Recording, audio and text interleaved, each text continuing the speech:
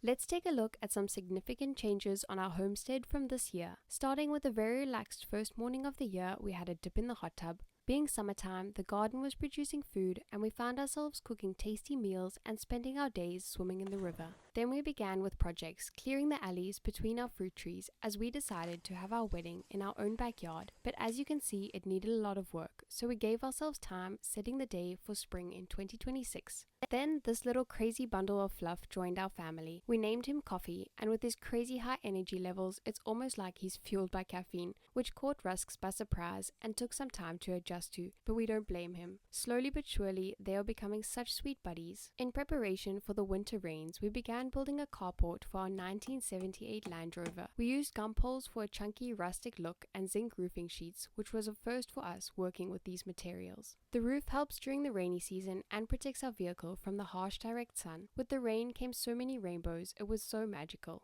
We are planning to grow flowers for the wedding all throughout our garden. We dug up an area where we planted different flower varieties as a test run. Since it'll be during spring, there are already many wildflowers surrounding, but this will be a colorful footpath to admire the flowers in our yard. We are so thankful we did this as we learned a lot for next year, what not to plant and what to focus on. With autumn, the temperatures were dropping and we began on our tiny home build. Starting from the ground, we leveled an area to start framing a deck where we put our 5-meter geodesic dome. This was the biggest upgrade on our land this year and took us just 2 weeks to complete. The dome provides us with so much more indoor space, essential during the wet season. The fruit trees were coming back to life after many years with no water and no fruit. They were now filled with citrus, from the biggest nachis we had ever seen to juicy oranges, lemons, and so much more. We counted over 100 different fruiting trees on the farm. Then spring lit up the mountains with wildflowers blooming as far as we could see, which had us feeling excited for our wedding that will be right here in the coming year. We kept up with maintenance in the garden and began preparing new vegetable gardens to sow seeds for the summer ahead.